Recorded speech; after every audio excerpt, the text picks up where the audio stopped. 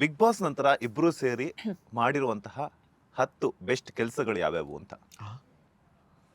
10 best ಕೆಲಸಗಳು.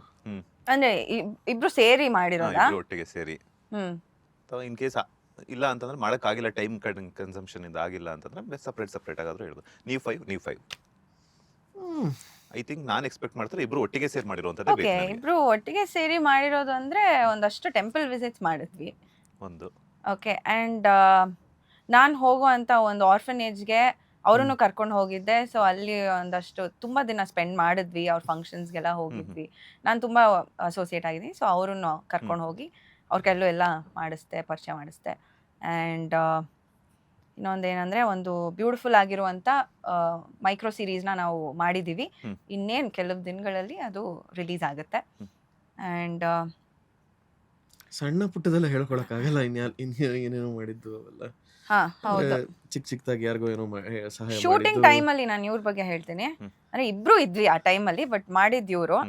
ನಾನು first ನೋಡ್ತಾ ಇದ್ದೆ, ನಾನು ನೋಡಿರೋದನ್ನ ನೋಡಿ ಇವರು ಅದನ್ನ ಮಾಡಿದ್ರು. ಶೂಟಿಂಗ್ ಟೈಮಲ್ಲಿ ಒಬ್ರು ಅಜ್ಜಿ ತುಂಬಾ ವಯಸ್ಸಾಗಿತ್ತು ಪಾಪ, UB ಸಿಟಿ ಹತ್ರ ಅವ್ರಿಗೆ ಬಸ್ ಸ್ಟಾಪ್ ಹುಡುಕ್ತಾ ಇರೋ, ಅವ್ರಿಗೆ ಎಲ್ಲಿ ಏನು ಅಂತ ಗೊತ್ತಾಗ್ತಾ ಇರ್ಲಿಲ್ಲ.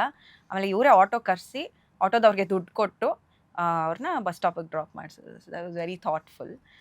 ಈ ತರ ತುಂಬಾ ಇದಾವೆ, ತುಂಬಾ ಇದೆ, ಚಿಕ್ಕದು ತುಂಬಾ ಇದೆ ಈ ತರ. ಆ್ಯಂಡ್ ಇನ್ನೇನು ಒಳ್ಳೆ ಕೆಲಸ ಮಾಡ್ತಿರೋದೆಲ್ಲ ಒಳ್ಳೆ ಕೆಲಸ, ಮಾಡ್ತಿರೋದು. ಕೆಟ್ಟ ಕೆಲಸ ಯಾವುದು ಮಾಡ್ತಿಲ್ಲ.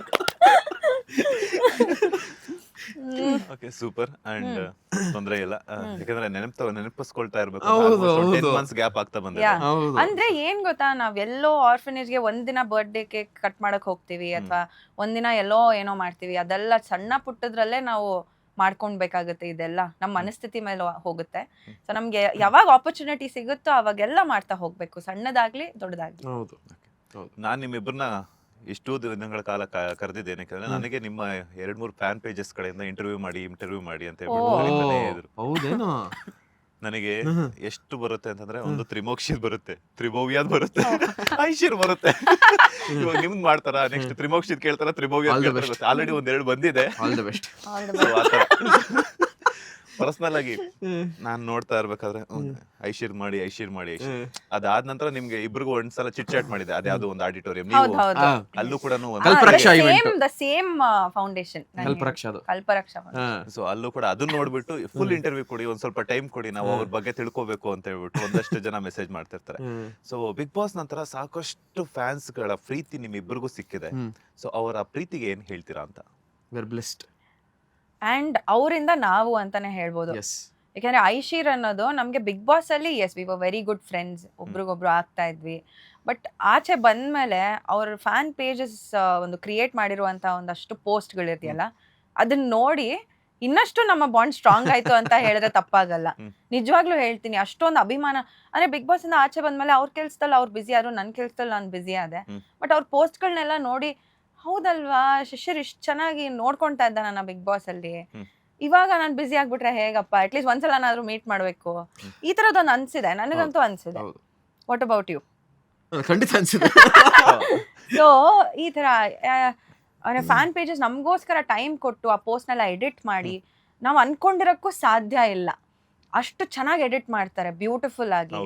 ನಮ್ಗೆ ಒಂಥರ ಖುಷಿ ಆಗುತ್ತೆ, ಆ ಕಪಲ್ ಮೇಲೆ ನಮ್ಗೆ ಲವ್ ಆಗುತ್ತೆ ನೋಡ್ತಾ ಇರೋರಿಗೆ. 2-3 ಫ್ಯಾನ್ ಪೇಜಸ್ಗಳು ಪಾಪ ಏನಾಗೋಯ್ತು, ಯಾವ್ದೋ ಒಂದು ಕಾರ್ಪೊರೇಟ್ ಕಂಟೆಂಟ್ ಗಳಾಗಿ ಪೇಜಸ್ಗಳು ಡಿಲೀಟ್ ಆಗೋಯ್ತು. 3 ಪೇಜ್ ಅನ್ಸುತ್ತೆ ಅಲ್ವಾ, ನಮ್ಗೆ ಗೊತ್ತಿರೋ ಹಾಗೆ. ಬಟ್ ಅವ್ರು ಕುಗ್ಲಿಲ್ಲ, ಅವರು ಬಸ್ ಇನ್ನೊಂದು ಪೇಜ್ ಕ್ರಿಯೇಟ್ ಮಾಡ್ತೀನಿ, ಇಮಿಡಿಯೇಟ್ ಆಗಿ ಇನ್ನೊಂದು ಪೇಜ್ ಕ್ರಿಯೇಟ್ ಮಾಡೋದು, ಮತ್ತೆ ಅದನ್ನ ಆ ಪೇಜ್ ನ ಬಿಲ್ಡ್ ಮಾಡ್ಕೊಂಡು ಹೋಗೋದು. ಸೊ ಎಷ್ಟು ಪ್ರೀತಿ ಕೊಡ್ತಾರೆ, ನಾವ್ ಏನ್ ಮಾಡಿದೀವಿ ಅವ್ರಿಗೆ ಅಂತ ಇಷ್ಟು ಪ್ರೀತಿ ಕೊಡಕ್ ಸಾಧ್ಯ ಅವರು. ಅಂಡ್ ನಾವು ಮರ್ತೋಗಿರೋ ಡೀಟೇಲ್ಸ್ ಎಲ್ಲ ಅವ್ರು ಮತ್ತೆ ನಮಗ್ ಜ್ಞಾಪಿಸ್ತಾ ಇರ್ತಾರೆ. ಕೆಲವೊಂದು ಸಿಚುವೇಶನ್ಸ್ ಇರ್ಬೋದು ಬಿಗ್ ಬಾಸ್ ಅಲ್ಲಿ ನಡೆದಿರೋದು, ಅಥವಾ ಹೊರಗಡೆ ನಮ್ಮ ಫ್ಯಾಮಿಲಿ ಬಗ್ಗೆ ಇರ್ಬೋದು, ನಮ್ಮ ಅಪ್ಪ ಅಮ್ಮನ ಆನಿವರ್ಸರಿಗೆಲ್ಲ ಅವರು ಪೋಸ್ಟ್ ಹಾಕ್ತಾರೆ. ಸೊ ಅವ್ರದ್ದೇ ನಾನು ರೀಪೋಸ್ಟ್ ಮಾಡ್ತೀನಿ, ಬಿಕಾಸ್ ನನ್ಗೂ ಅಷ್ಟು ಚೆನ್ನಾಗಿ ಎಡಿಟ್ ಮಾಡಕ್ ಆಗಲ್ಲ. ಅದನ್ನೇ ನಾನು ಸ್ಟೋರಿಗೆ ಹಾಕ್ತೀನಿ, ಶೇರ್ ಮಾಡ್ತೀನಿ. ಈಗ ಮೊನ್ನೆ ರಕ್ಷಾ ಬಂಧನ್ ದಿನ ನನ್ನ ಬ್ರದರ್ ಅಂದ್ರೆ ಬ್ರದರ್ ತರ ಇರುವಂತ ಒಬ್ರ ಜೊತೆಗೆ ಪೋಸ್ಟ್ ಹಾಕಿದ್ರು, ಅದನ್ನೇ ನಾನು ರೀಶೇರ್ ಮಾಡಿದೆ. ಸೊ ಈ ಥರದ್ದು ಕೆಲವೊಂದು ನಾವು ಮರ್ತರೂ ಅವ್ರು ಮರೆಯಲ್ಲ, ಅಷ್ಟು ಡೀಟೇಲ್ ಆಗಿ ನಮ್ಮ ಲೈಫ್ನ ಪೂರ್ತಿ ಅರ್ದು ಕುಡಿದ್ಬಿಟ್ಟಿದ್ದಾರೆ ಅವರು. So and they always wish us well. So ಅದೊಂದು ನಂಗೆ ತುಂಬ ಖುಷಿ. ನಮ್ಗೆ ಯಾರು ಇಲ್ಲ ಅಂತಾನೆ ಅನ್ಸಲ್ಲ. ಅವ್ರು ಅಷ್ಟ್ ಜನ ಇದಾರಲ್ಲ, you know they always wish you well. ನೀವು ಪ್ರತಿ ಹೆಜ್ಜೆ ಇಡೋದನ್ನು all the best, all the best, all the best ಅಂತಾನೆ ಇರುತ್ತೆ. ಇನ್ನೊಂದು ಮಜಾ ಏನು ಗೊತ್ತಾ, ನೆಗೆಟಿವ್ ಕಮೆಂಟ್ಸ್ ಅಂದ್ರಲ್ಲ, ನಮ್ ಬಗ್ಗೆ ಅವ್ರು ಸ್ಟ್ಯಾಂಡ್ ತಗೋತಾರೆ. ಹೌದು, ಯಾರು ಕಮೆಂಟ್ ಹಾಕ್ತಾರ ಕೆಳಗಡೆ ಬಂದಿರುತ್ತೆ, ಫಸ್ಟ್ ನಿಂದೋಗಿ ನೀನ್ ನೋಡ್ಕೊಂತ. ಸೊ ಅದೊಂದು ಖುಷಿ.